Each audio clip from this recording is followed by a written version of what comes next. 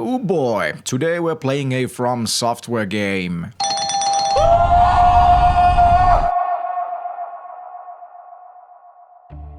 Before the gaming phenomenon called the Soulsborne series, FromSoftware experimented with a lot of very different games. One of them was the Kingsfield series, which saw its first mainline release already in 1994, being among one of the first 15 games released for the PS1. Whether you're a fan of the Souls games or not, some of them are considered to be among the greatest video games ever made, setting standards to future gaming and beyond. Therefore, I find it very interesting to take a look at what eventually led to the manifestation of the Soulsborne series. Having 4 numbered mainline entries, 2 PSP spin-offs, 3 mobile games, and official tools for the PC to make so-called Kingsfield-like games, Kingsfield is a very different beast of a series. It focuses on slow atmospheric dungeon crawling instead of the mechanically tight, exhilarating and intensive boss slaughtering. And I'm not saying that the Soulsborne series is not about atmospheric exploration, because it actually is. I still have very fond memories of exploring Boletaria and discovering the city of Anor Londo for the first time. I also remember exploring Blighttown with a frame rate of a single digit. Within the time span of a bit over a decade, only 3 entries, Kingsfield 2, 3 and 4, were localized to the English audience. But thanks to the amazing fans of the series, some of the Japanese-only games, for example the first game and the development tools for the PC, have been translated to English by the fans. The fan translation of the development tools in particular is, in my opinion, a very awesome thing for the Kingsfield enthusiasts. This has led to many different Kingsfield-like games made by the fans. The series is also a bit clumsy when it comes to naming conventions. There are actually 2 games called Kingsfield 1. This one and this one. The reason behind it is that the Japanese 1994 version was never released outside Japan, and its sequel, Kingsfield 2, on the other hand, was. Kingsfield 2, released in 1995, is just called Kingsfield in the Western market. And to throw in another mix-up, Kingsfield 3, released in 1996, is called Kingsfield 2 outside Japan. This has led to many misunderstandings when talking about the series, and understandably so. In order to avoid more confusion, we will be using the Japanese release order and numbering when referring to previous titles in future. This confusingly numbered trio is called the pt.I trilogy, and all the games are connected to each other story-wise, with Kingsfield 1 building a small foundation for the 2 sequels that built a tower of lore on top of it. On the other hand, today's game, Kingsfield 4, released in 2002, is a standalone game with a setting and world apart from the pt.I trilogy. It is also the only mainline entry without the series' grand visionary Naotoshi Zin as the producer. He was also the founder and president of the company, so most likely all his time went to the responsibilities of managing the ever-growing company. In addition, Kingsfield 4 is also sitting currently as the last mainline entry to the series, so this should be the series' high point, right? Well, we'll find out soon. Greetings dear viewer, I am Hypo. Grab a snack and relax, for in this video we are going to take a look at Kingsfield 4 for the PlayStation 2. Without further ado, so, how was it?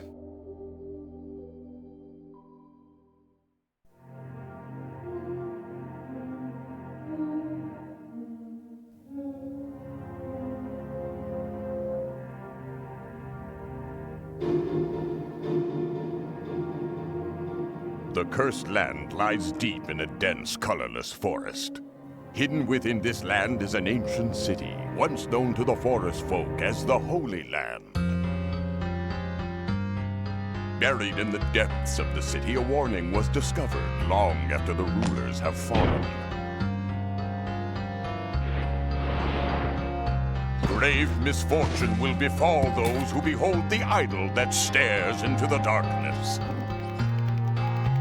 The idol, taken from the ancient land, led the kingdom down a path of destruction. The idol must be returned. Under a dark and cloudy sky, the Swordmaster led his men to the ancient land. The cursed land swallowed the soldiers, and all that remained was dark silence.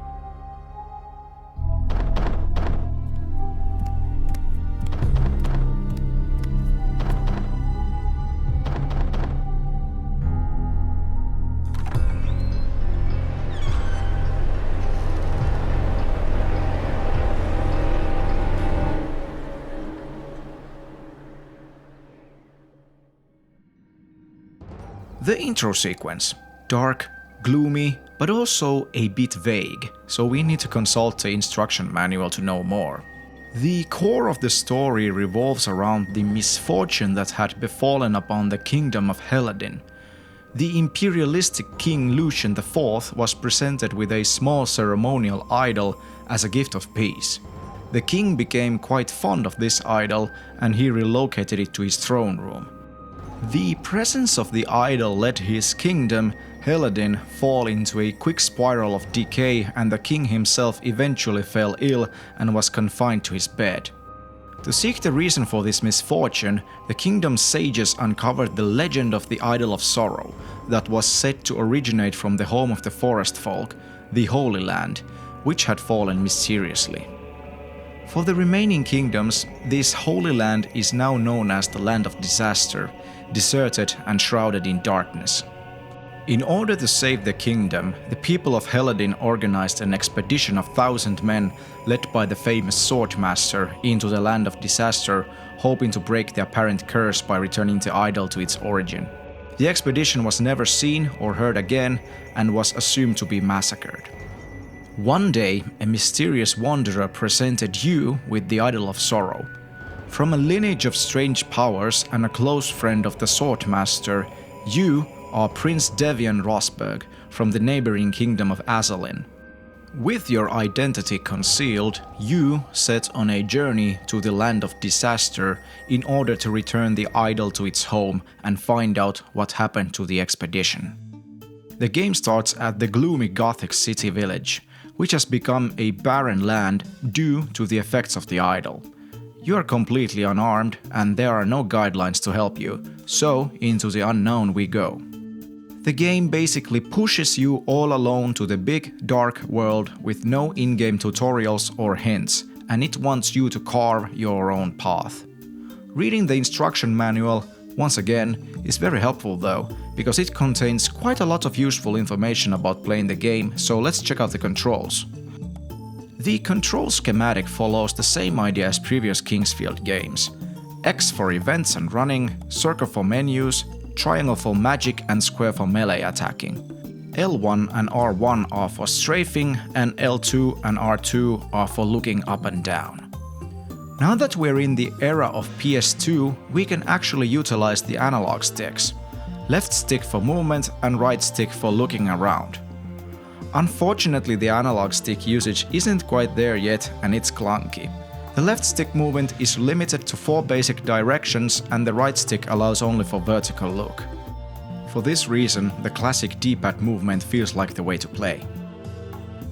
A fun fact: if you're into these D-pad styled control schematics, you can pretty effortlessly play some other old FromSoftware games, because almost all of them play quite the same. The overall control in this game is pretty smooth in my opinion.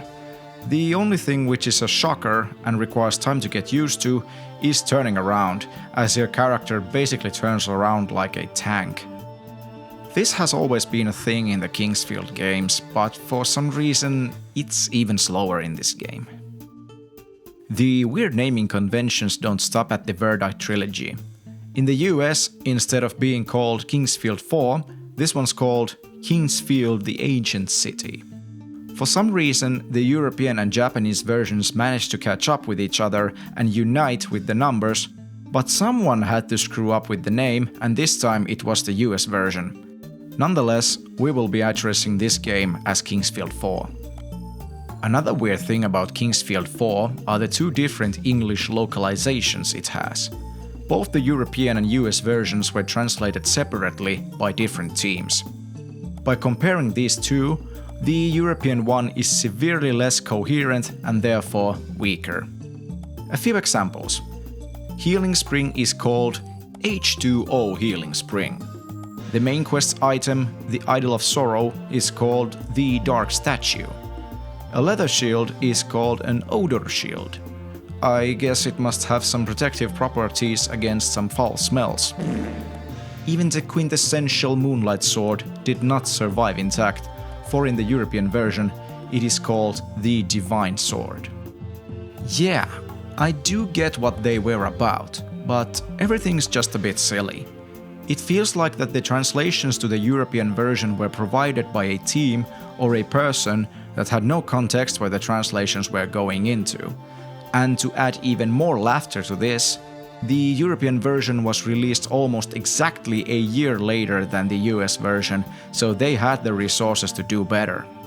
A full list of translation differences by TheGADMan can be found in the video description.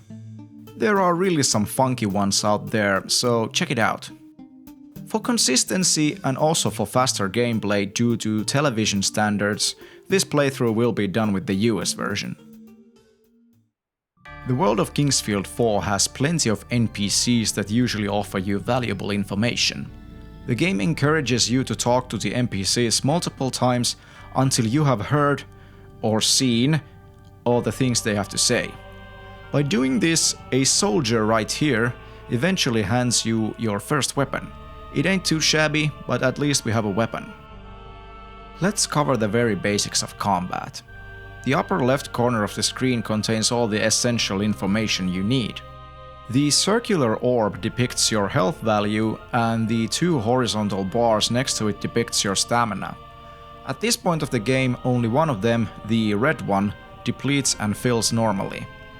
This is your physical stamina, and it is the most important value alongside your health. Whenever you swing your weapon, the red stamina bar is emptied completely, and then it begins to fill up again. The amount of stamina used to swing your weapon determines the amount of damage you deal with the weapon. This means that swinging your weapon while having 0 stamina does 0 damage, and swinging at 50% will deal only half of the potential damage, so it is advised to wait for that stamina bar to fill up again to inflict maximum pain. The refill rate of your stamina depends on the equipment you're using, as heavier weapons require more downtime between swings compared to the lighter ones. Running also uses your stamina, and this is most likely to balance the basic flow of combat, so that the player would not be able to just constantly run around the enemy and keep hitting maximum damage with ease. However, you can run an infinite amount of time even at 0 stamina. We'll expand the mechanics of combat a bit later. Very early on, Kingsfield 4 makes it clear that it rewards exploration by handing us plenty of early game leather equipment that are loosely hidden around the village area. When you pick up an item, the game doesn't tell you immediately what it is and what its function is. You have to take a look at the menu to find out what it is. This game does it pretty well at explaining what the items are for, yet there are items, usually unique key items, whose usage is veiled in slight obscurity, which is a good thing for the overall progression of the game.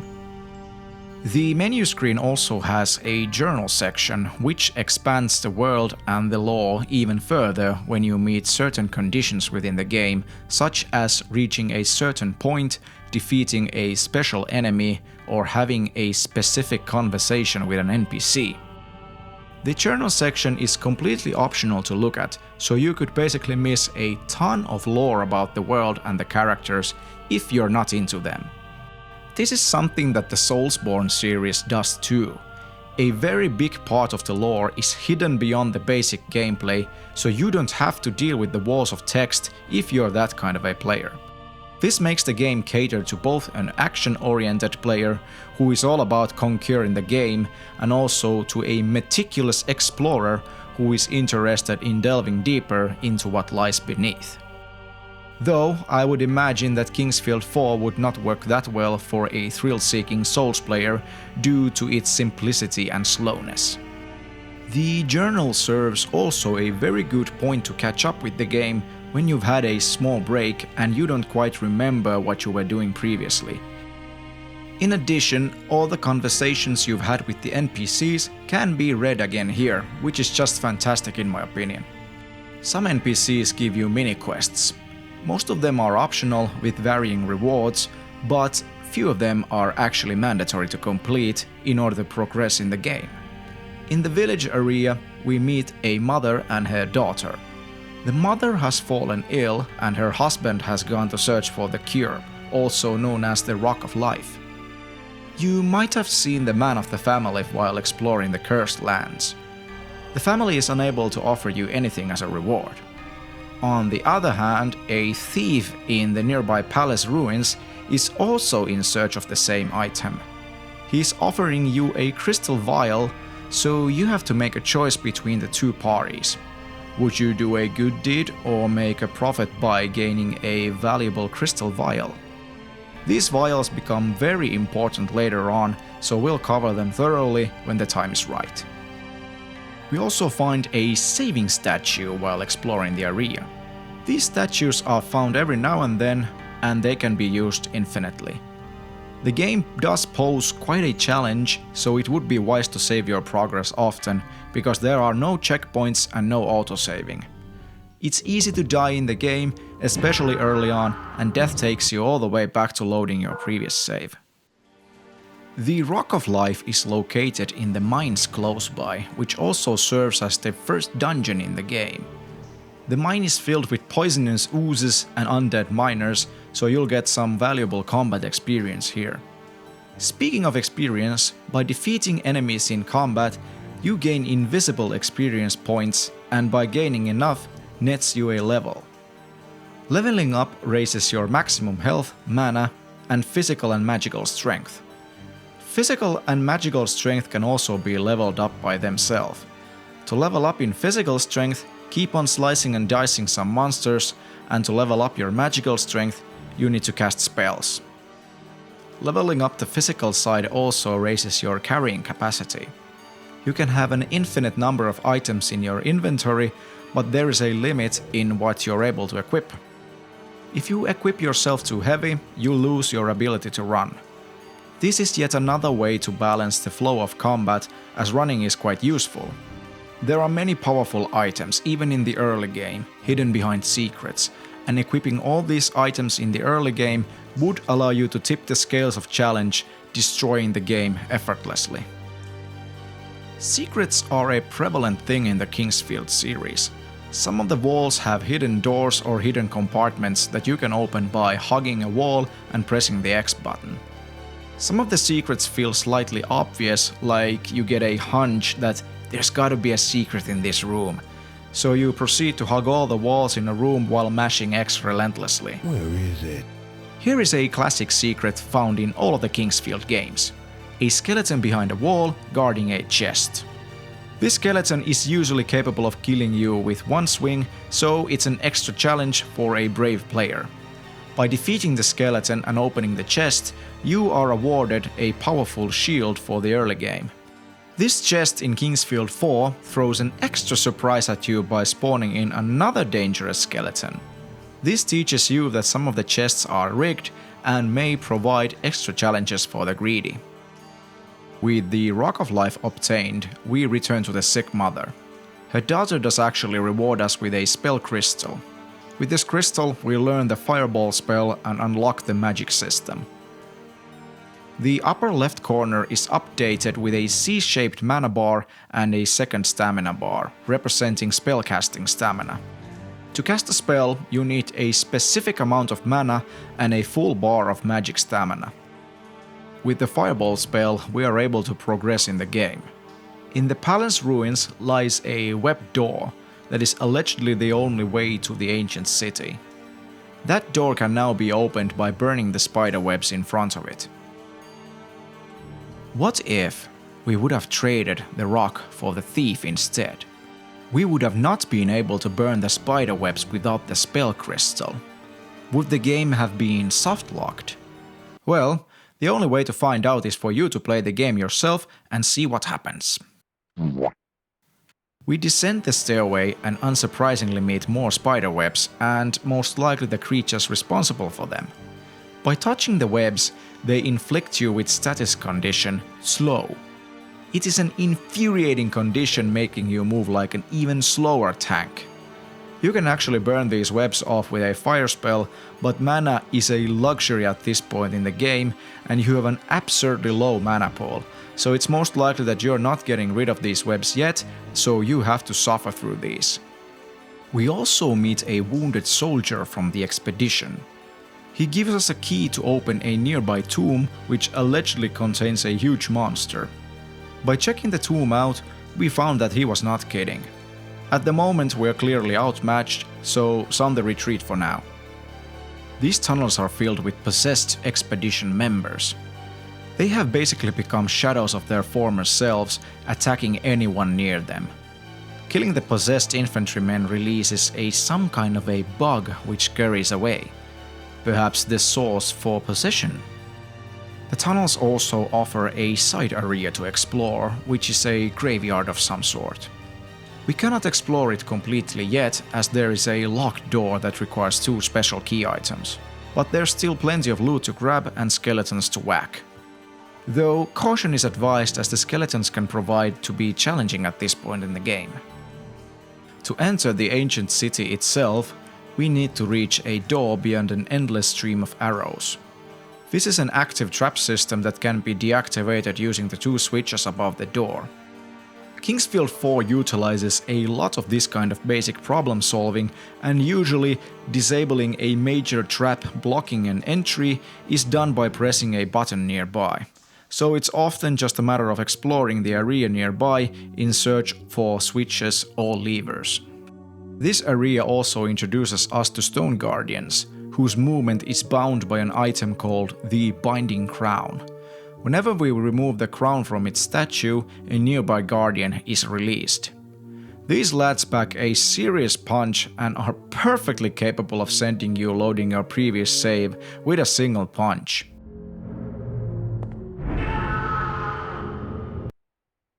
Luckily, another guardian lies dead nearby with 2 arrows shot into its eyes.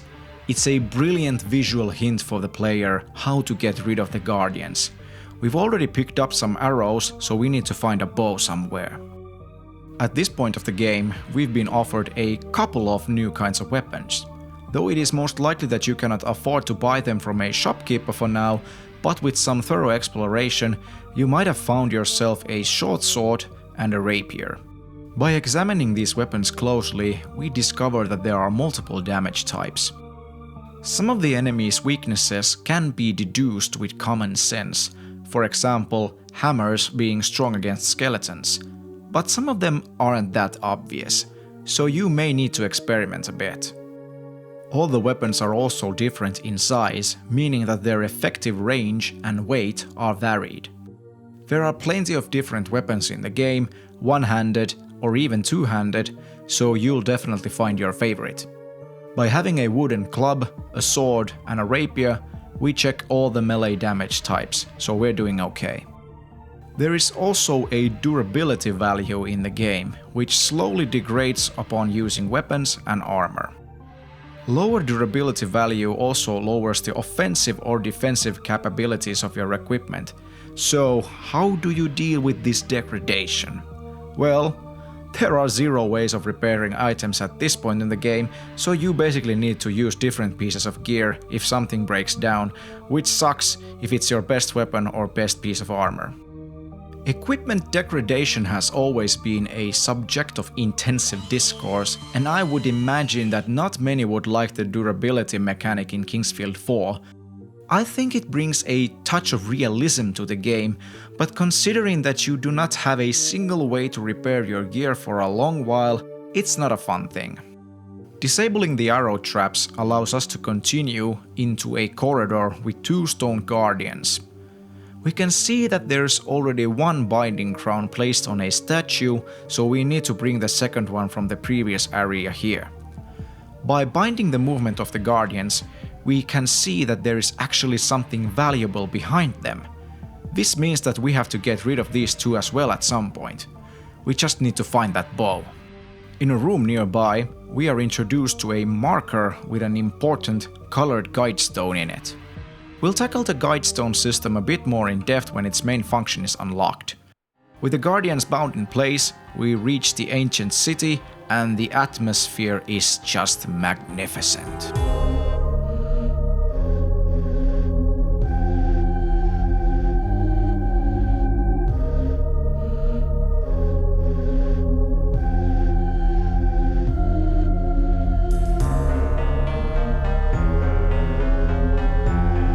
Upon reaching the ancient city, the game is really on. It's a massive interconnected area consisting of 3 huge levels which branch into multiple different areas. Speaking of interconnectivity, the way that the world is crafted and sewn together is just stunning. Everything's meticulously connected to each other and there are literally 0 visible loading screens interrupting your gameplay. The only loading screens you'll ever witness are when you're saving or loading your game state. Most likely, the developers have segmented the area so that there are hidden points of loading that do not need visible processing.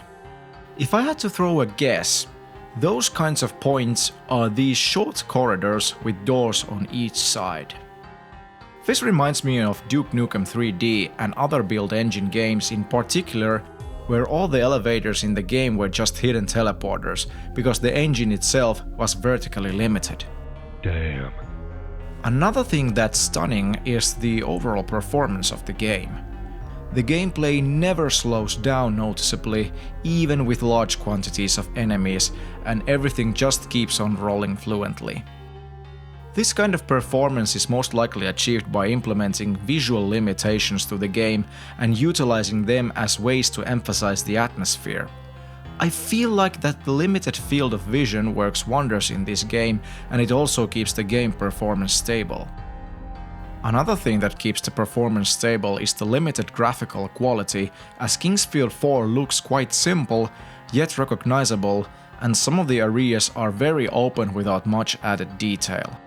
Speaking of details, the game tends to keep things visually blurred or mushy when they are far away from the player and begins to draw them accurately when closing in.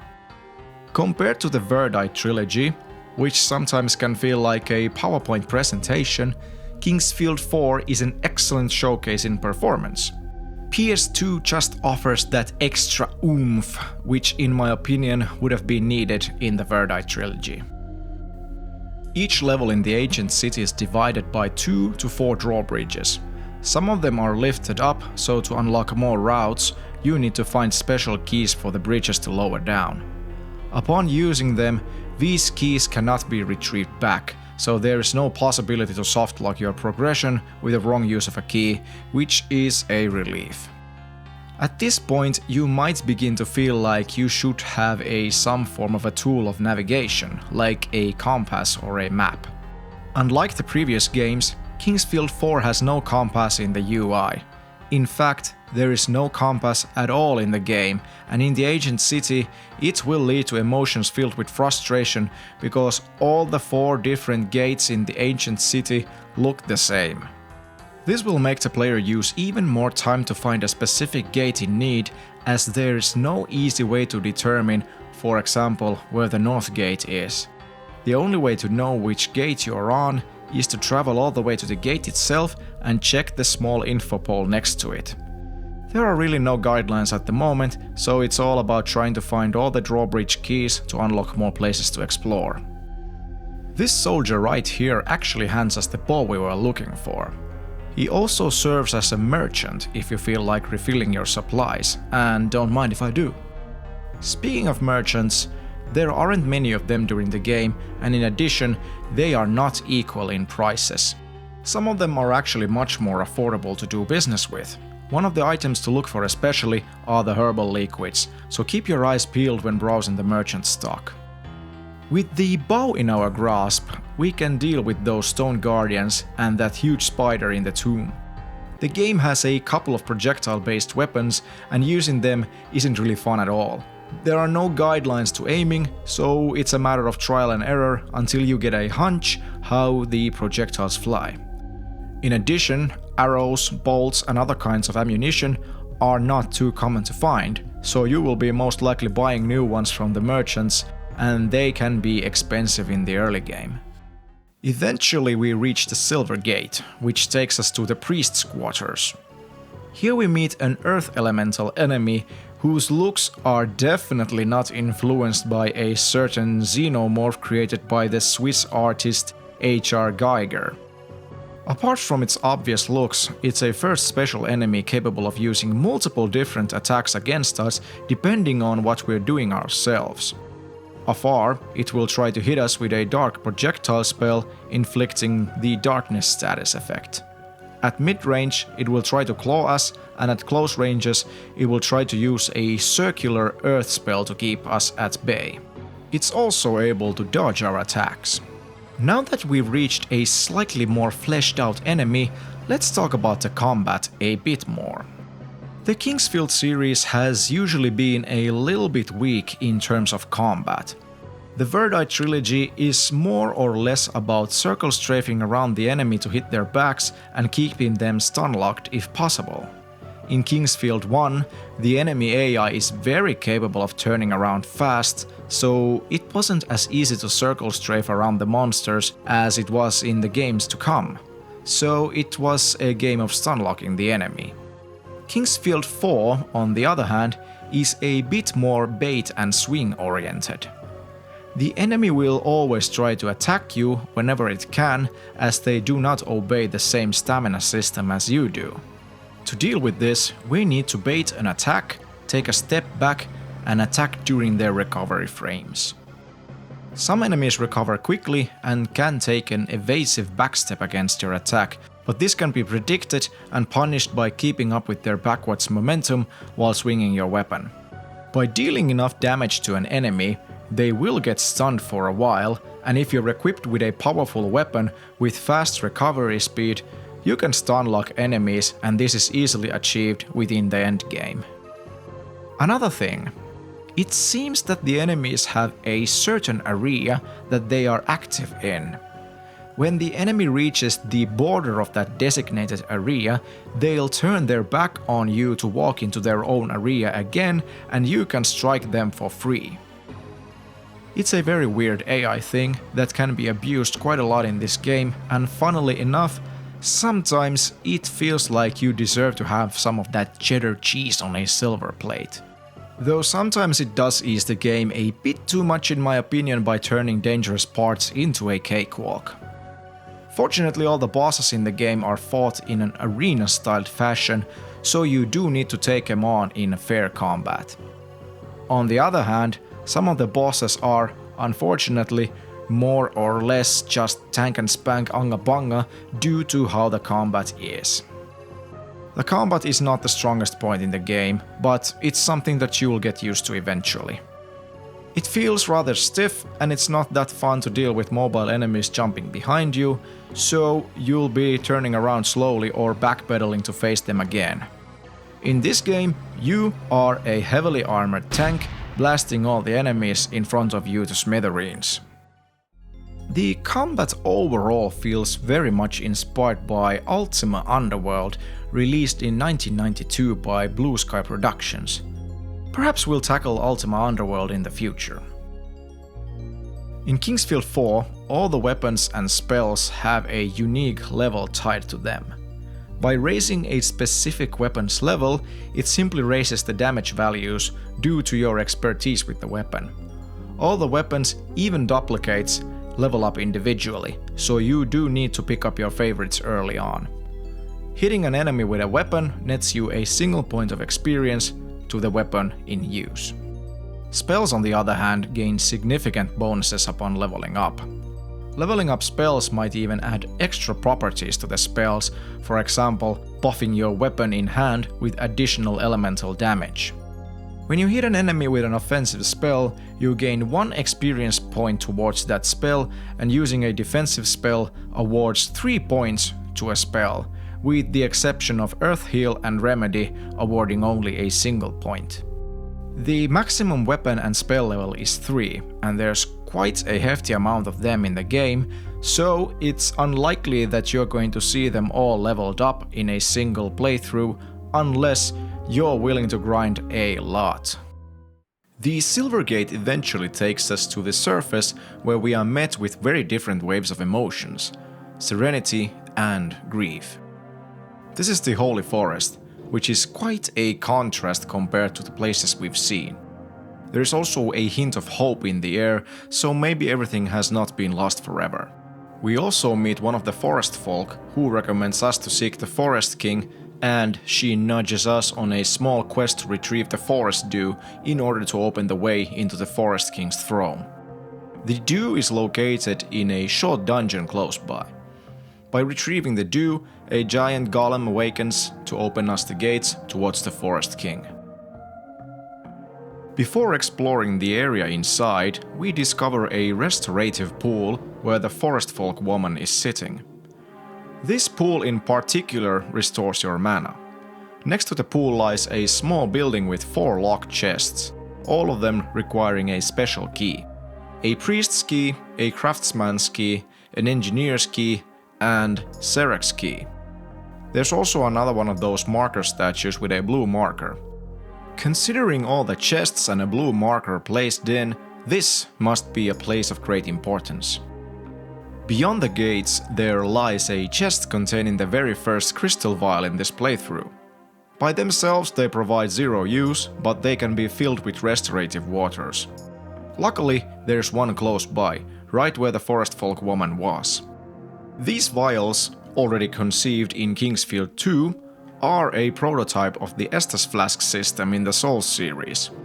These vials work a bit differently because they have to be filled in order to make them useful, where the Estus Flasks are always refilled automatically upon resting at a bonfire. For some reason, Demon Souls did not utilize the Crystal Vial system, instead reverting back to using only healing herbs of multiple levels. The crystal vials can be filled with 3 kinds of restorative water: healing water, mana water, and a combined, fully restorative water. This golden nectar of the gods can only be found in the late game. At the moment, we've only found mana water, but it is a great feeling of progression with a hint of dopamine, as mana is still a luxury. The Forest King's throne ramps up the challenge by pitting you against these knights that are capable of multiple combat styles. You often face at least 2 of them at the same time, and that can provide a bit of a challenge. Luckily, you can make them hit each other with their ice spells, so now we've learned that the enemies are capable of friendly fire. Too bad there's no infighting like in Doom. The king is nowhere to be found. By checking his throne room, there is a special door telling us that we're not kingly, hinting us to come back later with a certain item. And there's also this nightmarish place called the Passage of Light.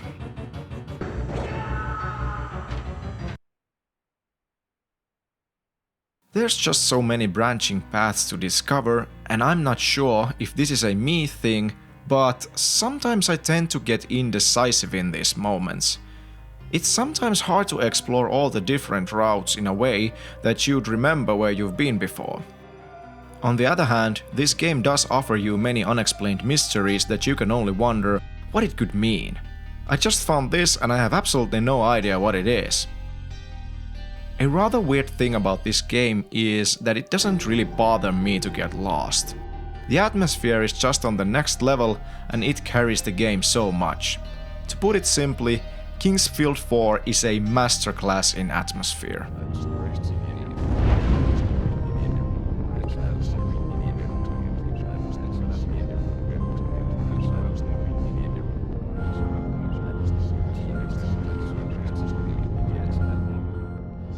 Now this is a very unsettling situation, and I love it.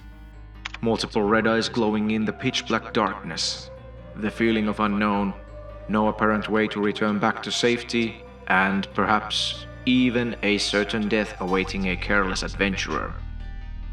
Below the throne room lies the King's Catacombs, which is apparently a home to a million hostile skeletons that makes you wonder, am I really supposed to deal with this? With some brave grave robbery, we discover that the priest's key was hidden in one of the tombs. With the priest's key in hand, we're able to progress further in the ancient city. We also open one of the special chests in the Holy Forest, granting us a black eye. Another important thing that the priest's key unlocks is the Hall of the Five Wands in the King's Catacombs. Here are 3 wands of passage, red, blue and green. By obtaining these wands, we unlock the fast traveling system. This system takes use of those colored markers we've seen before. When using a wand of a certain color, while standing on these white sigils on the ground, we're able to teleport to that matching colored marker. The sigils are often located next to save spots or in convenient locations to ease traveling. They are definitely a sight for sore eyes when you're dungeon crawling in a completely new location and you happen to run out of supplies. What makes this fast traveling system great is its flexibility, because the colored marker stones can be moved. Therefore, it would be advised to place one of them close to a merchant with good prices, so you'd be able to restock easily. Another good spot would be by those chests in the Holy Forest. You would also be able to refill your crystal vials easily. This teleportation system was conceived yet again already in Kingsfield 2, with gates and corresponding keys. It's fascinating how innovative Kingsfield 2 was. In Kingsfield 4, there are 5 pairs of fast-traveling items, as you may have already guessed from the name Hall of the Five Wands. 2 out of 5 are actually hidden somewhere in the later half of the game, and both of them can be completely missed, crippling your ability to warp around the land of disaster. In a way, this fast-traveling system feels like a prototype to bonfire traveling, except it's much more limited. From the 3 wands we've obtained, we have only found 2 corresponding markers, red and blue. A slight curveball the game throws at you is that you have to figure out that you have to use the green wand in order to proceed in the game. Using the green wand warps you to the closed south gate. This took me roughly 2 hours to realize, and I have played the previous games with the same systems, so I wouldn't be surprised if new players would get stuck here. Luckily it's an old game, so there's plenty of info around in the internet, and when in doubt, there's also an official retail strategy guide. The South Gate is an entryway to the home of the Earthfolk. There's also a workshop where a legendary craftsman tells us to come back when we've found their king's whereabouts. So there's yet another king missing. What's with these royalties going MIA? The Earthfolk village is a network of tunnels infested by plenty of monsters. It also feels quite abandoned. The village also serves as a pathway to the forge, which has become a location of sub-zero temperatures. This frozen forge raises the challenge up a notch with these ice guardians. They are surprisingly quick, considering their size, and they are capable of executing some very damaging combos that are not easy to evade completely. There's also a frozen dwarf here. He cannot be released from his icy prison with conventional fire spells, so we need to do something else to free him. By exploring the forge, we discover a plaque telling us to seek the Altar of Ice in the Cavern of Heat. The Cavern of Heat is located very close by. It's a home for the Fire Djinn, which is blocking the flow of lava to the forge. The Fire Djinn is probably the first major enemy you'll face in the game, so I'd say this is the first boss in the game. It isn't too complicated, but it is very able to use multiple attacks. Usually it lobs a small blob of flame to irritate you, or it breathes fire, but it can also do a mean straight punch. The biggest threat in the boss is the danger of falling into lava, which is, obviously, an instant death. It's really easy to fall into lava when trying to hit the Djinn with a melee weapon, and it happened to me a few times. It's frustrating to die at the Cavern of Heat because my most recent save spot is located in the Earthfolk village, so there's a bit of distance in between. Defeating the fire djinn allows the lava to flow back to the forge, heating it up again, and this changed the forge massively. Now that the lava is flowing in, the forge's ecosystem is transformed completely. New monsters, favoring the heat, inhabit the area. New routes have been unlocked and some of the previously open pathways have been blocked by the lava flow. To me, reusing the forge this way is absolutely great, shifting the dynamics of the area. It is one of the strongest parts in the game and I wish games would do this more often. This reminds me of Castlevania Symphony of the Night's Inverted Castle. So basically, it's like playing the same game again, but with some simple tricks. The flow and dynamics of the game change drastically, and it's surprisingly fun to replay familiar places. Now that the forge is active again, that dwarf previously has been freed from his frozen imprisonment. He tells us that he is the last of the Earth folk and tells us to visit him at his own forge back in the village. Okay, so obviously this game has the basic dwarves and elves fantasy established now, with the Earth folk being dwarves and forest folk being elves. Moving on, the heat has also released someone else from his icy prison, the king of the Earth folk. The king has become mad due to the influence of the Icon of Ice, for only the forest folk can wield it. The king is a rather problematic boss and not in a good way. Usually, the bigger the boss, the easier it is, because it's easy to abuse and dodge its moveset. Defeating the Mad King unlocks yet another boss. By taking the Icon of Ice to the before mentioned Altar of Ice, a lava flow below the altar is lowered. This new trail leads to the Arena of the Fire Lord, a fast, challenging boss capable of casting homing fireballs in addition to many other moves. In my opinion, this boss is one of the better bosses in the game. Instead of just tank and spank tactics or strafing around until you hit it from behind, it encourages you to use defensive spells and to gear yourself towards fire resistance if you're able to. Unfortunately, its maximum potential is hampered severely by the slow turning speed. Conquering the Fire Lord grants you his impressive armor and a new fire spell. By taking a trip back to the Earthfolk village's forge, the dwarf we freed hands us the craftsman's key. With this key, we can open another one of those major chests in the Holy Forest. In addition, this dwarf offers us his repairing services for free, so now we have unlocked the way to battle the loss of durability. The repair system in this game works like this. You leave a piece of equipment to the dwarf and he gives you an estimate of time how long it will take. This is often from a few minutes to a dozen minutes and they are actually real in-game minutes, most likely checking the time from your PS2. I have mixed feelings about this system. It does add a notch of realism to the game, but there are some problems. You are usually only using your best equipment, so they are the ones you're always taking for a repair, and most likely, you are not going to be using weaker equipment to press on towards next areas. So, this in-game time repair system feels more or less like a waste of time. During this playthrough, I usually just waited for my best equipment to get fixed while writing this very script, or doing notes, or just doing something else, probably playing OSRS. Anyway, it would be very smart to move a teleport marker to the village, so you can get your equipment fixed whenever you want. The dwarf in the village is also capable of upgrading your equipment. By giving him an Earthstone, which can be found plenty during a playthrough, you're able to upgrade a single parameter of an item. Want more stab damage to your rapier? You got it. Want your Moonlight sword to do even more slash damage? No problemo. It's kinda cool to be able to upgrade whatever weapon or piece of armor you want, but to be fair, you're only going to be interested in upgrading the best pieces of equipment you have. In addition, upgrading isn't very impactful, and the raise of power per single upgrade feels very negligible. Upgrading usually takes about the same amount of time as repairing, and it still doesn't feel very fun or rewarding to wait multiple times for small increases in power. By defeating the Fire Lord, another route in the Forge has been opened, granting us access towards the second level of the ancient city.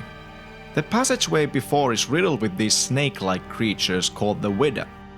They remind me of the serpent soldiers in Sen's Fortress, and that's another nod towards Dark Souls again. From now on, the Widda are a common enemy, and they clearly ramp up the difficulty up a notch, with the most infuriating thing about them is their ability to paralyze you. Upon getting paralyzed, you're transformed into a human punching bag for the next 10 seconds or so. So hopefully you're packed with recovery items. The second section in the ancient city feels a lot more straightforward than the first section. There are plenty of branching paths, but to me it felt like everything was much more streamlined and progressing forwards was faster than before. One factor could also be that at this point of the game you're already pretty stacked with good equipment, and the game itself, with its mechanics and jankiness, feels like a second home to you. This is the game's so-called mid-game. Exploring the places allows you to connect the second level to the first one, which is great because there is a very affordable merchant near a marker stone in the central tower, so it's easy to go and stock up with recovery items and continue on deeper to the ancient city. The deeper we venture, the more undead we meet. This is most likely due to the presence of the Dark Magician, who is guarded by two dark puppets that don't really provide a challenge at all. The magician himself, however, is a very different individual. He is a boss fought in a rather small room that has plenty of holes on the walls. Some of the magician's attacks involve usage of the room you're in, as the room is rigged with traps of wall spears and rising floor tiles. A very creative boss fight overall, and also a fun one. Defeating the magician unlocks the way forward. We mess around yet again with the familiar stone guardians, as we are revealed that the guardians were a defense system created by a great forest folk engineer to combat against the darkness. The engineer hid his key to a chest behind three guardians. We already know how to deal with them, with the binding crowns or with two well-placed arrows to their eyes. With the engineer's key, we unlock the third major chest containing another black eye. Venturing further leads to the North Cliff, devoid of any music. Instead, there is only silence. This is a good point to talk about the audio in the game. As I have mentioned plenty of times before, the absolute strength of Kingsfield 4 is its masterful execution of atmosphere, and a lot is due to its music. Almost every piece of music feels like it's planned, designed, and executed with the world and its emotions involved in mind. The team knew exactly when to go big and when to go small, and they also understood when you should go for silence. The compositions themselves aren't too complicated, but production-wise, the utilization of space is spot on. And by space I mean like the usage of reverb and delay effects. The soundtrack has a very spacious and grand feeling, and there are plenty of songs which give me the goosebumps. Oh, and one other thing about silence. Silence does emphasize the sounds of your footsteps, and to me, it really feels like you're always walking on high heels, and I cannot unhear that anymore.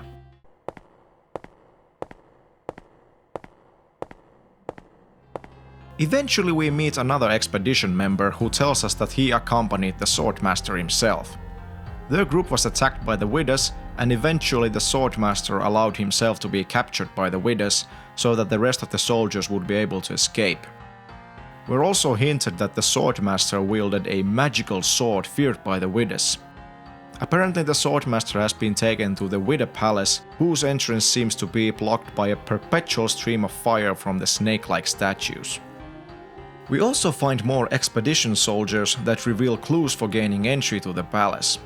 We learn that the apparent fate of the expedition was for them to be wiped out by the ferocious Widdas, yet the fate of the expedition leader, the Swordmaster, still remains veiled in obscurity. Speaking of the Widda, the armor they wield looks very much the same as the lower-ranking expedition members we've met before the ancient city. The key to enter the palace is to disguise ourselves as Widda. In order to achieve that, we require the same items that the Widda are wearing. We require 3 accessories: a ring, a bracelet, and a necklace tied to the widow, and they are conveniently located nearby in the Ocean Fort area. The Ocean Fort gives me a bit of Sense Funhouse vibes without the abundance of traps. Oh, there are some, but not that many. Moving on. The correct widow items are named conveniently as Widow's Ring, Widow's Bracelet, and Widow's Necklace, and after obtaining them, we can head back to the entrance to the palace. Equipping the accessories closes the streams of fire, allowing us to infiltrate the Widow Palace. The palace is a real punisher, especially for the first playthrough. It's filled with hidden and some less hidden Exxon pedestals that rapidly drain your mana when you're in their field of vision, and trust me, you're not prepared for them, so get ready for some frustration unless you already know their locations. The palace throws some more tricks at you with mummies capable of cursing you, which disables your spellcasting and also drains your mana. This place really insists you to stop casting spells. Deep in the palace we find a non-hostile priest. He is a servant for the Widowed Queen, and he basically advises us to piss off, and naturally that's something we're not going to be doing. He admits that they have taken the expedition members as prisoners, and the Queen has transformed them as widows, servants of darkness, therefore explaining why the widow equipment looks familiar. The priest tells us that the main goal of the widow is the awakening of the Dark One, an entity which is still veiled in mystery. It is also revealed that out of respect to a great warrior, they did not transform the Swordmaster to a widow. Deeper in the palace we discover a double snake boss. To me, this was definitely one of the more frustrating parts. It is a claustrophobic room that makes evading attacks very hard. Their breath attack is poisonous, even through immunities, and can damage you through walls due to its lingering effect. Their bite has a large chance of paralysis that can actually be dealt with an accessory, but if you don't have it, it's going to be a one hellish fight. It's a crippling fight of constant usage of restorative items, including tank and spank tactics. Not fun. Defeating both snakes unlocks a way forward to the lowest levels of Palace. These tunnels are the way to the Queen herself, but first we have to deal with her minions ambushing us. Battered, bruised, and weakened by the battles before, we meet the Queen, who happily welcomes us a sacrifice for the Dark One. With our restorative resources exhausted, we turn tail and decide to fight on much more even ground, so time to restock and come back better prepared. The Widow Queen is surprisingly easy. She looks very intimidating, towering tall as hell in a small arena with swarms of snakes defending her. The Queen is immobile, only capable of shooting orbs of darkness, spewing poison, and clawing in a conal shape in front of her. The smaller snakes are to keep you paralyzed, so an item providing immunity is a top-notch choice here. Defeating the Queen grants you the Widow Key, unlocking all the remaining rooms in the palace. One of the rooms is a prison cell of the Swordmaster. Here we find his lifeless corpse with a message. My final wish, seal the darkness where the idol belongs. We also take his sword, the Lawful Blade, that looks awfully familiar in many ways. One of the soldiers did tell us that the widows feared the sword, so there's more than meets the eye. We can confirm its magic by taking it to the lady in the forest. She tells us that the sword bears the mark of the king, so maybe now we could take another look at the king's quarters and that menacing passage of light. The Passage of Light is a permanently cursed gauntlet of pitfalls and closed rooms where you are to duel with an enemy called the Sentinel. They are very capable of dealing great amounts of damage, and their multiple arms allow them to attack in all directions, including their backside. These glowing electric orbs also deal damage to you upon activation, so you're at a constant disadvantage. There are also a few hidden ancient chests to unlock, to which we do not possess a correct key at the moment. The Passage of Light is a short section which leads us to a special room that has a light spell crystal, the King's Key, and the bones of the Forest King himself. The magic left in his bones utters sorrowfully that his son, the Prince of the Forest Folk, was tempted by the darkness and eventually he fell to its call. The King's Key unlocks a shortcut to the King's throne. There's also a special sealed door next to the King's bones that is a door with black eye of a dragon and 4 empty slots below it. Remember those black eye orbs? They are to be taken here. This means we need to find that 4th key, Serek's key, to obtain the final eye to unlock this door. Time to venture forth. The palace's back door takes us to a large open area with a mining cart system. By stepping on a mining cart, it takes you fairly quickly into the next area. There's no punishment for walking on the minecart tracks unless there's an active cart around, but it's faster to take the appropriate way forward and travel by using the carts. Naturally, some of the carts are obvious trolls, so beware. It's an abandoned mine that the Widder have turned into a hatchery of some sort, and this place is now called the Egg Field. Beyond the mining cart system lies a large closed door with a human telling us to bring him an egg of some sort. The egg in question is a strange Widder egg that most likely would contain a special breed of a snake that can be seen as an enemy in the egg field. Or who knows, it could also contain an even more dangerous foe. The strange egg can be found in one of the hatchery tunnels. By handing the egg to that strange man at the gate grants us passage forward to a crypt of some sort. If you explored the place thoroughly, you would find a secret door leading to that man. Next to him is a breakable vase that contains Lord Mew's necklace. Mew or Mayu, I don't know, but it's Mew to me.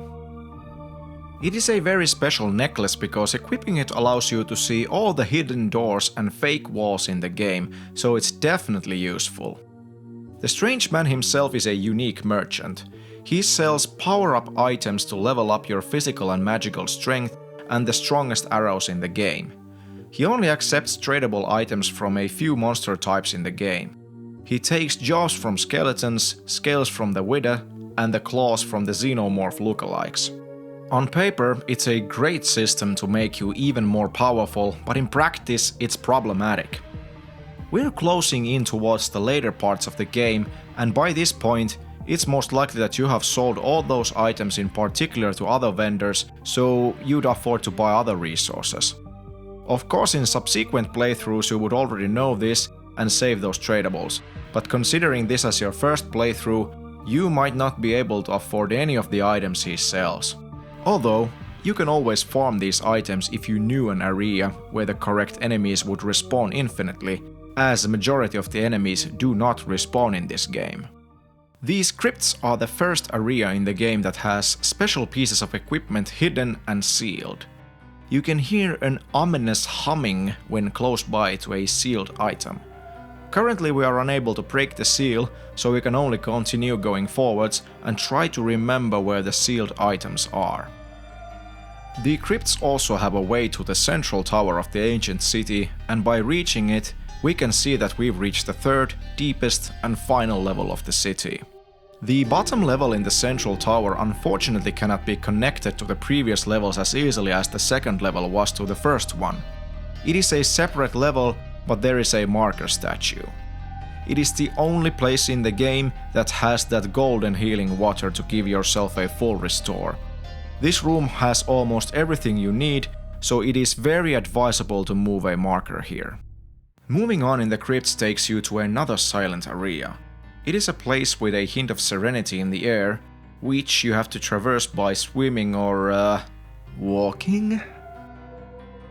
We also find the ancient sword and the ancient key, so now we can unlock those chests in the Passage of Light. These are the ruins of the Dark Folk. The Dark Folk are an ancient race that resided in the deepest area of the city. They found peace living in darkness and began to worship it. Eventually, their worship led to the darkness manifesting itself to something greater and consuming everything. They tried to seal it by closing the altar, but it was too late, as they had already released doom upon the Dark Folk. In these ruins, their will voiced a message, a warning to stay away, to those who seek the sealed darkness. Moving on in the third level of the ancient city, we meet the first Dark Folk enemies in the game. They come in a few variations, but all of them are usually pretty fast and dangerous foes to deal with. We also meet again with the previously familiar thief, as he has opened his shop into a new location. This is great because he has moved from the first level to the third level, and now he is located very close to the Golden Fountain. It's also good to remember that he has the most affordable pieces in most of the recovery items. He also claims that he's found a hoard of treasure nearby, and some of the items he found are now on sale. The crystal equipment sure looks powerful, but they are expensive. There's plenty of dark folk around to battle with, so better bring up your A game if you're interested in proceeding to the mansion of the Howling Winds. The flimsy bridge leading to the mansion looks horrifying.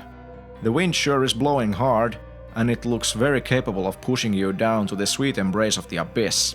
There's no pattern to the way the wind blows, so it's time to brute force this.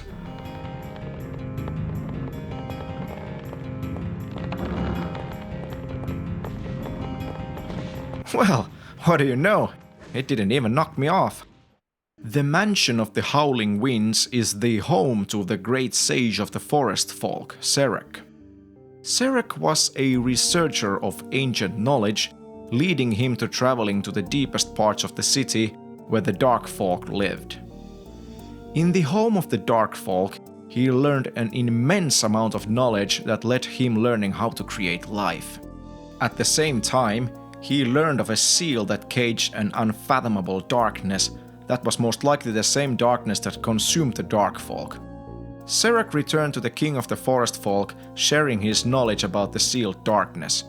The king immediately forbade anyone to approach it, which eventually led his own son to break the seal, releasing the darkness, plunging the world into a spiral of decay and starting an eternal war between the forest folk and the dark folk. With his newfound knowledge, Serek manages to create a new life form called the Geneans to protect his people in the war against the dark folk. However, the Geneans went insane, turning against their creator, which, according to Serek, was the result of disturbing the rules of nature. This led the burden of responsibility to grow too great on the shoulders of Serek, as he decided to turn himself to stone as a punishment for his actions. Serek, now entombed in stone, also tells us that the Geneans can be destroyed by purifying their foul waters. Well, that's a real heavy one. I guess we can only carry on. So you actually can get knocked off the bridge. Our journey in the mansion isn't done yet. In the bottom floor of the mansion, there is a boss to defeat. He is the leader of the giants, a servant to the Dark One. There's really not much to tell about the boss, he is just like the Dwarven King. Too big, too slow, too easy. He drops the fourth and final major key, the Serek's key. With the key, we find the icon of water, which is the key component defeating the Geneans. Now we only need to know what the Geneans look like, and fortunately, right next to the icon is a Genean. They are these watery blobs that really do nothing when they are not surrounded by the foul waters Serek told us about. With the Serek's key, we are able to retrieve the final black eye, allowing us to proceed to open the sealed door behind the king's throne. Behind the sealed door lies a shrine of light. By laying the lawful blade to the shrine, the blade is transformed to the Moonlight sword, the trademark sword of the series. This sword is massively overpowered in every way, and it is the ultimate reward for being a meticulous explorer. According to the Forest King, it is the only way to completely remove the darkness that is the Dark One. While returning to the Lady of the Forest to check out if she has anything to say to me, I accidentally pushed the attack button, removing her from existence. I didn't even know you could attack the NPCs.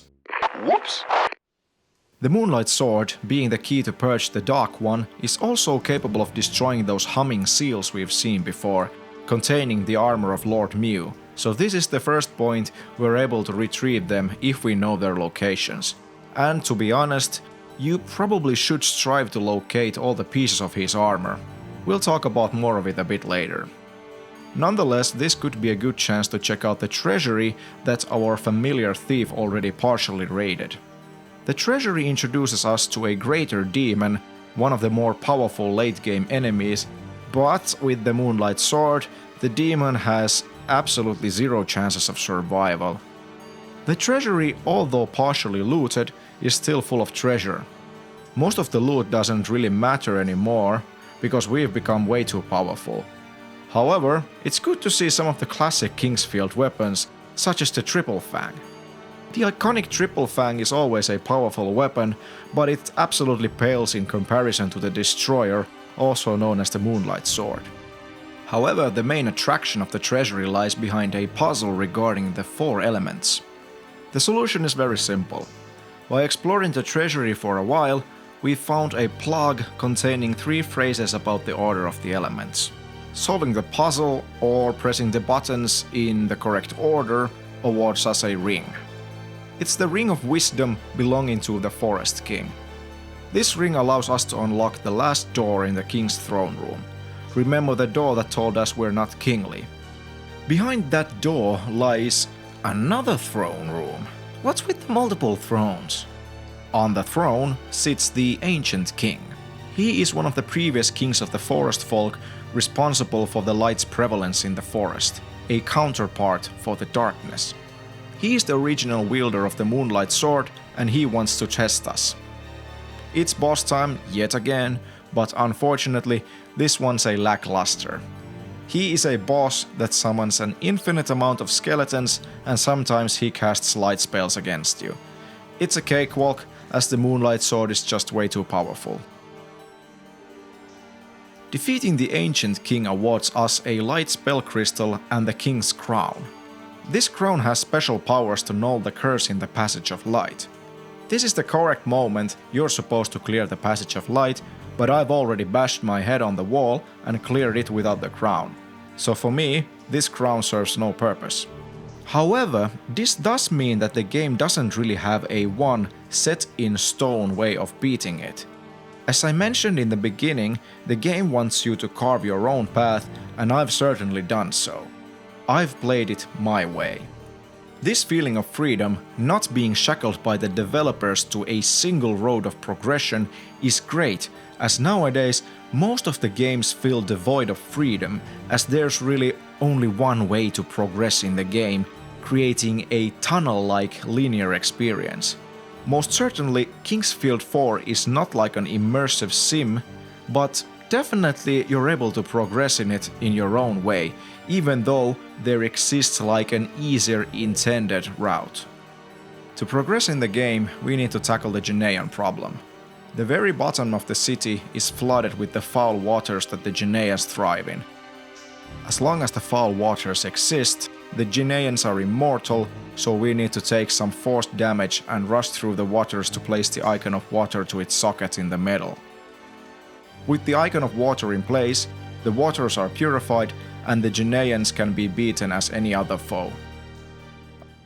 Upon defeating the Janaeans and looting a jail key, we descend to the deepest depths of the city.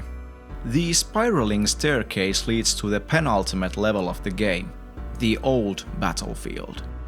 The Old Battlefield is a short section mostly about solving the jail section in the beginning of the area. This area's The cream of the crop! is definitely the Dark Knight. He is the champion of the Dark Folk, responsible of defeating Lord Mew himself in the battle. He challenges us to a duel to the death. The Dark Knight is no pushover. He is an enjoyable boss that is most likely the meanest and hardest foe you'll face in the game. Fast and capable of dealing crazy amounts of damage even against the endgame armor. It is a fair duel to determine whether you're able to defeat the Dark One.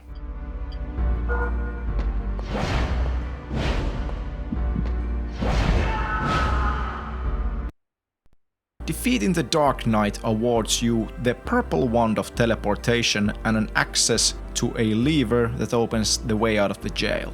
It's a bit weird to get the last wand of teleportation at this point of the game, but I guess it's for the completionists. After defeating the Dark Knight, nothing can stop you, especially if you've been collecting those pieces of Lord Mew's armor, because here's the final piece of the set. Collecting the whole set of Lord Mew's armor provides you the best chances of beating the game, because there is really no piece of equipment that can match the sheer power of this armor set. Not even the full set of the ancient armor can match its power.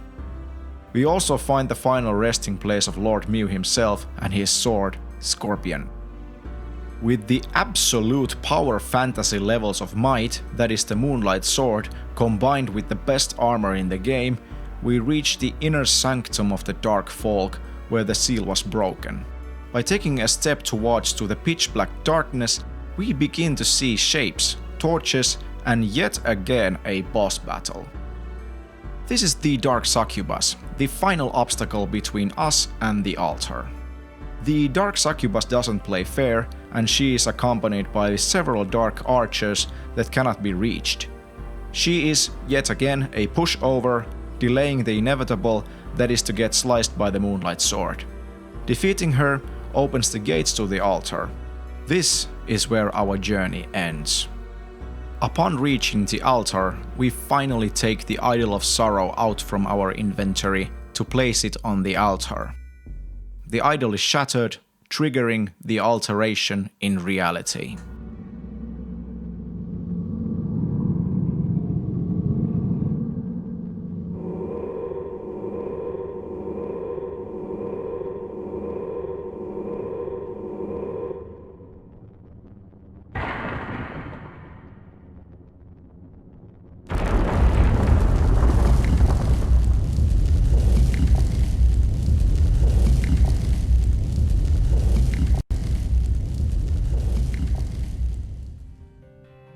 Upon regaining our senses, we find ourselves in a place like never before. This is the final level in the game, the Dark Reality. Instantly we are reminded of the main theme of the game, which is an absolutely genius choice by the designers. Atmosphere, atmosphere, atmosphere. The Dark Reality itself is an organic gauntlet of nightmares woven by the Dark One, a realm for those blessed against the light. In here, our journal reveals to us that the Prince of the Forest Folk was banished from the Holy Land for breaking the seal, imprisoning the manifested darkness sealed by the Dark Folk. Eventually his banishment was lifted and he returned to the city as a changed man. Opening the doors to the king's palace, he brought the darkness upon his kin, leading to the assassination of his father. It is not revealed who killed the king, but there is a chance that the prince himself committed to the act of regicide and therefore also becoming a kinslayer. The prince eventually returned back to the deepest part of the city, and most likely he became the vessel for the Dark One's physical manifestation. In the center of the Dark Reality lies the gloomy throne to the Dark One. You seek the Dark too, he inquires us, initiating the final boss battle. The Dark One is a classic-styled boss, as swinging at him 3 times is enough. Once you hit him, you get dropped down to a level below him, so you need to traverse back again to strike him yet again. After the 3rd swing, you destroy the Dark One, shattering him to pieces.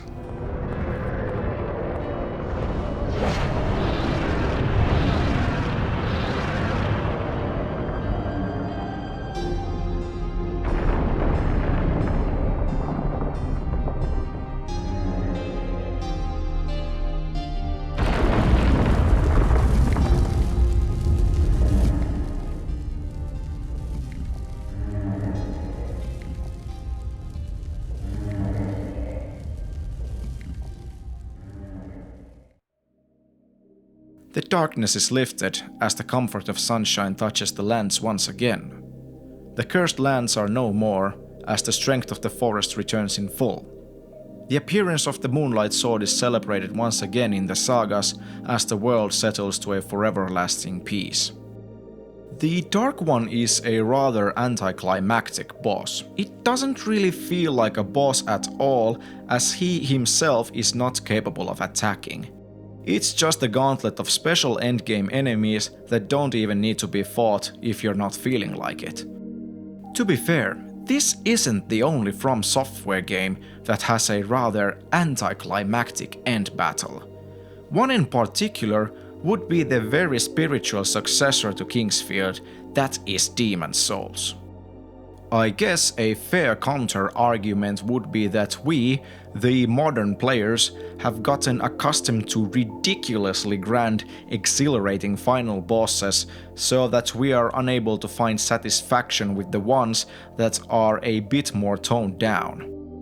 I guess everything comes down to one's personal opinion. So, how was it? Kingsfield 4 is an experience. An experience like no other. An experience that is challenging, full of mystery, emphasizing loneliness and desperation. An experience that definitely would not reach modern audiences. On modern standards, it would not be a success. Its main audience would be way too niche that a AAA company would greenlight such a project. When thinking of modern gaming, usually a game needs to sell itself within about 2 hours. The main issue is that Kingsfield 4 requires more than 2 hours to captivate the player, and that would not do well nowadays. Kingsfield 4 wasn't even received that well by critics either, scoring an average of 60 in Metacritic. On the other hand, user ratings averaged at 8.5, so there is really something unique to be unearthed if you're curious enough to give it a chance. Personally, I like this game a lot. It's about a 15 to 20 hour long game to beat that feels like an acquired taste. At first, a weird experience which turns out to be something great. This would definitely be the one that I'd recommend to a new player willing to give a try to the series. It is a standalone story and world, apart from the TheGADMan trilogy, that is a well-oiled machine that doesn't break down even in high stress. The atmosphere is easily the strongest part of the game, and thanks to that, it doesn't feel all too bad to get lost in the game. I personally got only lost once with the green wand. However, it does feel like this game really wants you to get lost, and that's usually not everyone's cup of tea. Yeah, I know it sucks to be lost, but to be honest, the game's atmosphere benefits heavily upon the player being lost, alone, trying to find a way forward in the ancient city. Every now and then, the game does feel like a maze, especially when you're exploring for the first time without a map, and to be honest, the 3 maps in the game are not that useful to begin with. It feels like that you get them way too late in the game, and it just overall feels better to go with the flow, trusting your memory. I feel like you should be able to get them earlier, so they would be useful. The only way to get them early is to know where they are located, and by then, you will most likely not even need them because you already know where to go. There's also a 3D map found in the very late game, which looks incredibly useful. And I use the words "looks useful" because I did not find it myself in the first playthrough. However, the massive problem with this 3D map is that it's found in the late game, so it's not that useful when you find it. Like the previous entries in the series, combat isn't the strongest aspect of the game. However, it does add way more meat around the bones, and overall it plays better compared to the TheGADMan trilogy, although the turn speed did take a step back when compared to the previous games. The enemy variety is impressive, although half of them can be cheesed very easily. The best enemies in the game are the ones that have multiple ways to attack you, rendering the cheesy methods useless. A good example would be these knights in the Forest King's corridors. The bosses are a 50-50 dice roll, whether they are a hit or a miss. Larger bosses are always a miss, and the smaller ones are hits. There is a lot of variety with equipment as well, with so many different weapons and pieces of armor to find. It does keep the excitement high in the game whenever you find something new. Although, a fair argument is that Kingsfield 4 offers too many pieces of different equipment, and therefore the dopamine rush of finding new pieces of equipment is lesser. Personally, I felt it was just simply cool to find and try different pieces of equipment, so it didn't really hamper my experience at all. However, my personal gripe would be that there is a single loadout of gear that is simply above the rest, nullifying different styles of gameplay. unless self-imposing restrictions. The particular pieces of gear I'm talking about are the Lord Mew's armor set and the Moonlight sword. There's quite a lot of gear variety, even full sets having special powers when used as a whole, and it's a shame that there is simply no reason to use them, because something is just overall better in every way. Of course, the best of the best, even the Moonlight sword, can be missed. If you miss the Moonlight sword, it will alter the ending of the game, triggering a bad ending. In this ending, instead of banishing the darkness, the game implies you becoming the next vessel for the Dark One, causing eventual repetition of the same events that plunge the Holy Land into decay. This ending can only be achieved by missing the Moonlight sword. During my playthrough, there were multiple occasions where I found myself contemplating upon the origins of our player character, Devian Rosberg. The instruction manual tells us of Devian's lineage of strange powers, but it doesn't elaborate it further. The game hints multiple times that the Devian could actually be of forest folk lineage. This is never explained, whether he is of the forest folk origin or not, but hear me out with a couple of things. The Idol of Sorrow originated from the Holy Lands, also known as the home of the forest folk, and it was said that the idol can only be held by the forest folk, for others it would bring misery and misfortune. Devian holding the idol doesn't seem to bring any impactful, immediate misfortune upon him. Well, other than fighting the undead and other plethora of monsters in the Land of Disaster. No sickness or any kind of turmoil whatsoever. Another hint would be at the Cavern of Fire, to be precise, at the Altar of Ice. Next to the altar is a plaque stating, "The icon can only be touched by a child of the forest. Death awaits all others."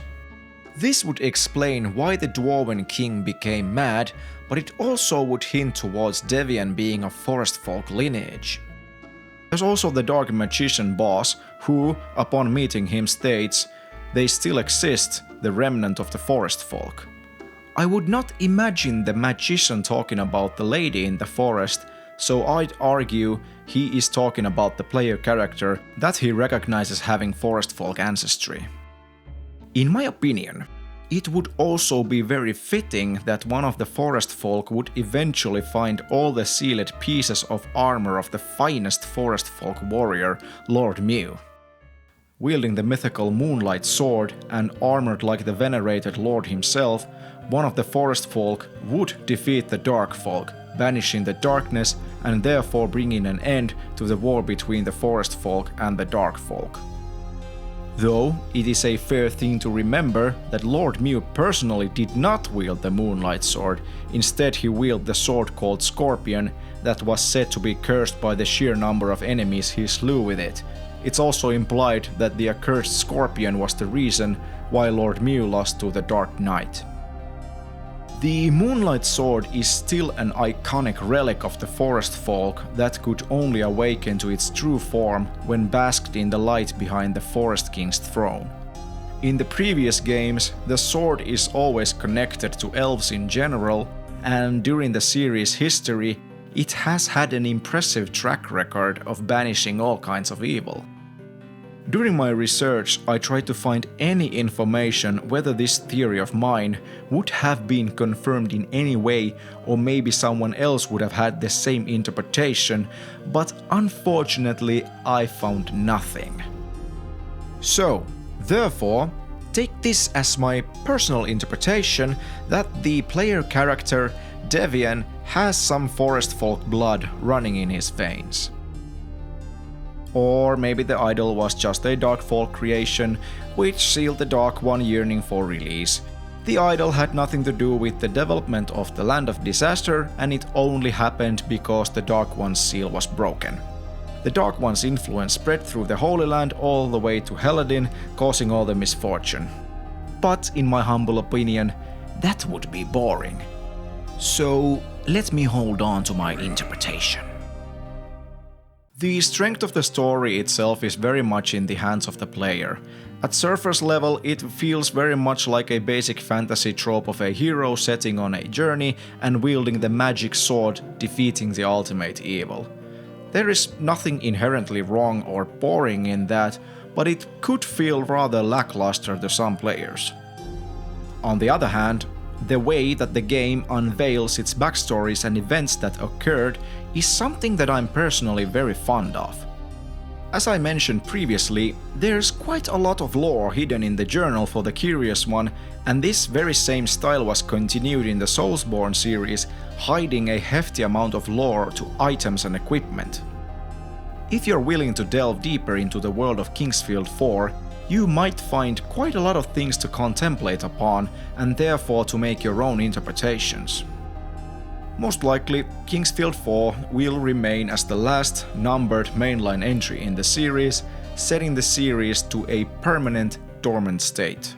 However, the series still lives on as a progenitor to the Souls-like series and also as a daddy to the fan-made Kingsfield-like games.